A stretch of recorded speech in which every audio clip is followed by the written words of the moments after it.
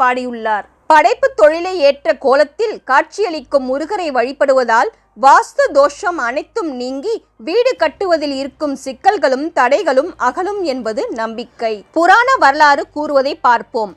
அஸ்வமேத யாகம் செய்ய விருப்பம் கொண்ட ரகு வம்சத்தின் வழித்தோன்றல் ராமபிரான் யாக பசுவாக குதிரையை ஏவிவிட்டார். அக்குதிரை வால்மீகி முனிவரின் ஆசிரமத்திற்கு அருகில் வந்தது. குதிரையை அங்கு வளர்த்து வந்த ராமரின் பிள்ளைகளான லவனும் குசனும் கட்டி போட்டு சிறைப்பிடித்தனர். இதை அறிந்து குதிரையை மீட்க வந்த லட்சுமணனாலும் சிறுவர்களை வெல்ல முடியவில்லை. ராமரே நேராக வந்து சிறுவர்களிடம் போரிட நேர்ந்தது. அப்போது சிறுவர்களான லவனும் குசனும் தந்தையான ராமரை நோக்கி அம்பு எய்தனர். இவ்வாறு சிறுவர்கள் அம்பு எய்த இடமே சிறுவாபுரி என்று அழைக்கப்பட்டது. சிறுவர் அம்பு எடு என்பது சின்னம் பேடு ஆனது. பேடு என்பது அம்பு வைக்கும் கூடு. இந்த இடம்தான் சிறுவாபுரி என்ற சின்னம்.